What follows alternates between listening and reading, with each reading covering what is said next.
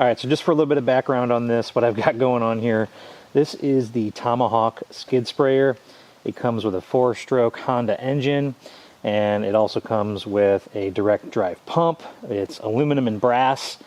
In the way that it's built, it has a lot of brass components like you would see on a much larger skid sprayer. If you've ever seen a lot of professional applicators, they usually have a 100, 200, even up to 500 gallon skid sprayers that are driven by like a Honda GX390 or something quite large with maybe a 200 or 300 foot hose attached to it to make high volume applications to turf grass, whether that's residential lawns or sports turf or whatever the case may be.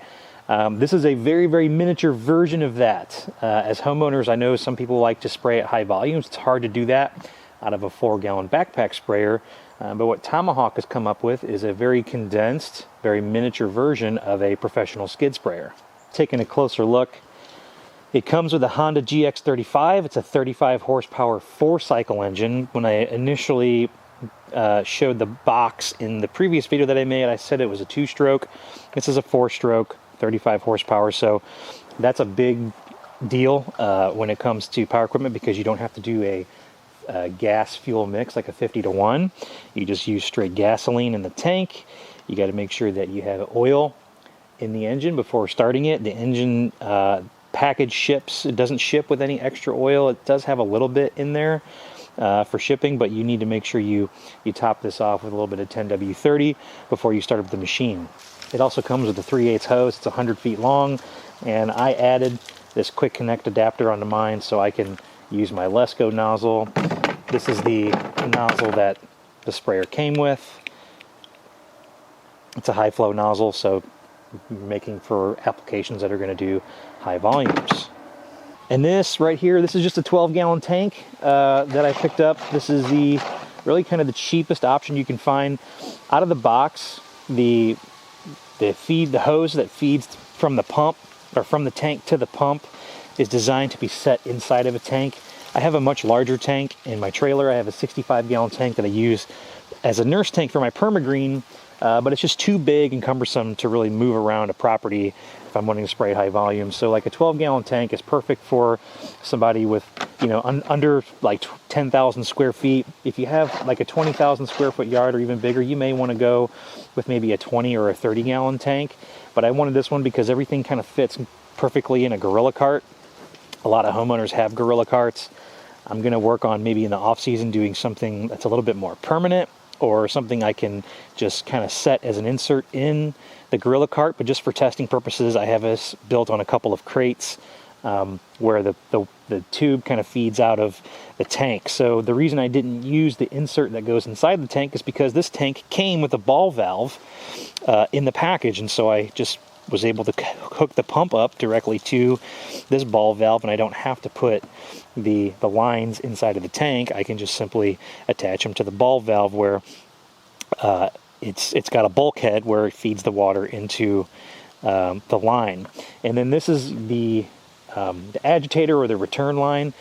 Liquid is going to move through this pipe, or this hose here, and it's going to agitate in the tank, and it's going to just kind of circulate things, and that'll help with making sure that your product continues to stay agitated as you're spraying and things don't settle into the bottom of the tank. All right, I'm just going to use the spray gun that comes with the skid sprayer. It's actually pretty heavy duty, so there's a lot of brass components on this. It's kind of got like the fire hose type setting where you adjust your spray pattern by turning the nozzle here. So I actually haven't used this yet for an application. I've really only just fired it up to really start it, make sure I got the pump nice and primed.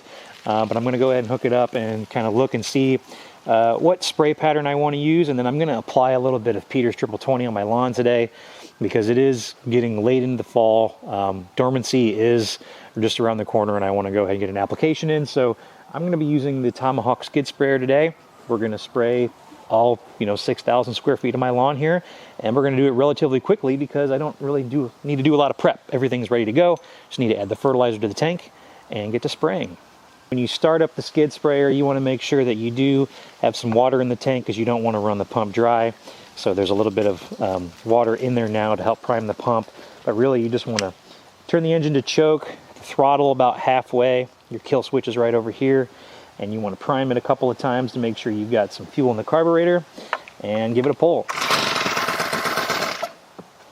And once you've got a little bit of compression in there, go ahead and pull it, and you're good to go. All right, so I'm going to go ahead and start adding some of the triple 20 to the tank.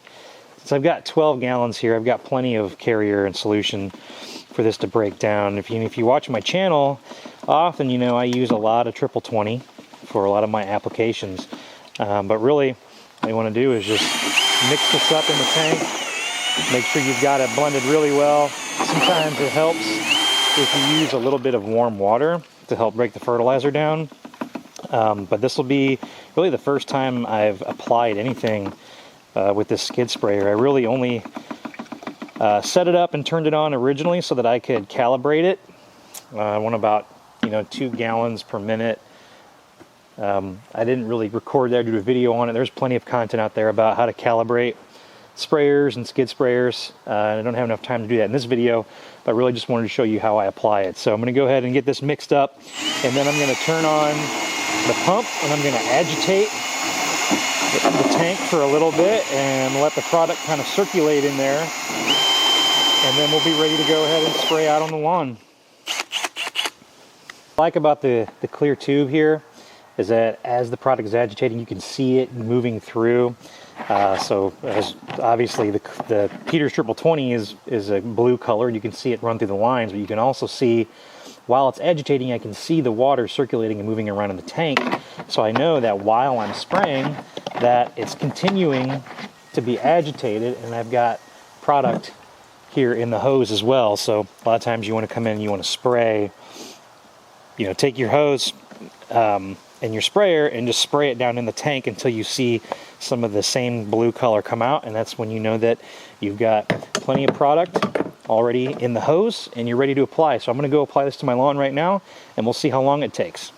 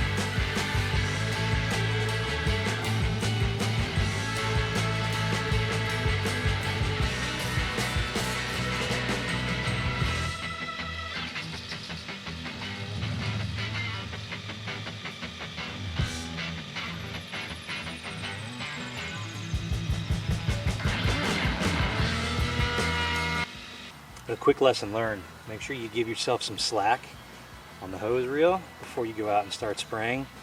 I just let it come off of the reel, and it was kind of tipping this thing over a little bit. You don't want that. You don't want it to fall over.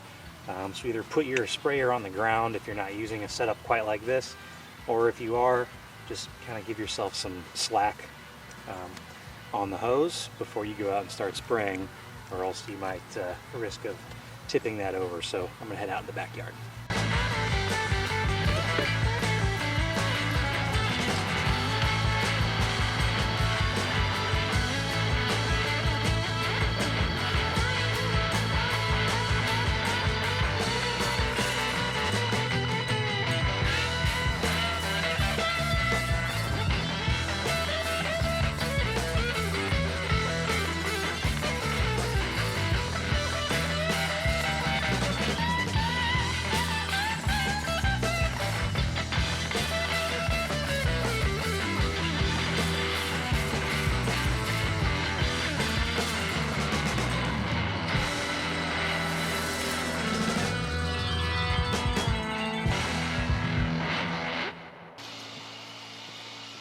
So that's really all there is to it. Just load up the tank and spray. It works out really well. I'm going to go ahead and run some clean water through this so I can get the fertilizer out of the lines. But other than that, pretty straightforward. If you've ever used a backpack sprayer, or even if you're a pro and you've used a skid sprayer, you'll be familiar with a lot of these principles. It's really simple. It's a tank, a pump, and an engine drive.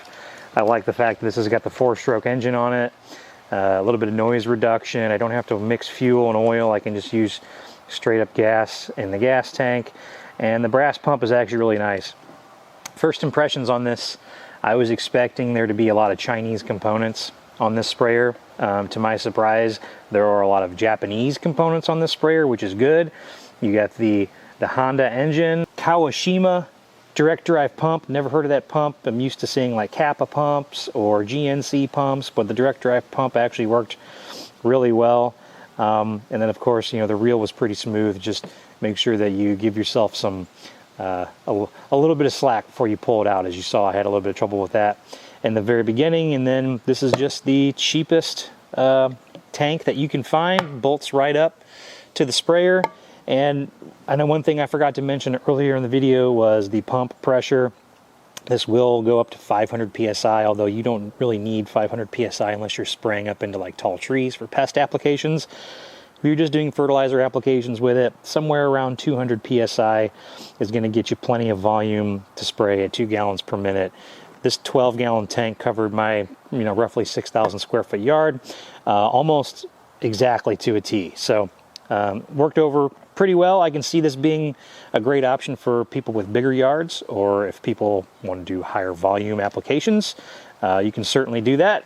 I got a bunch of 20 down today at a much higher rate than I would be able to in a 4-gallon backpack sprayer. So that's less irrigation that I have to do in the long run. And it worked really, really well. So if you guys like the video, don't forget to like and subscribe. I will link up everything that you see here, where you can get the skid sprayer, the tank. Pretty much everything comes with it, aside from this extra nozzle that I've got here and the quick connects. Those are all things that I built myself that had extra, but it does come with this spray nozzle here, or this spray gun with the adjustable flow on it, so you will be able to use that. So with that, thank you guys for watching. I appreciate you tuning in, and I'll catch you in the next one.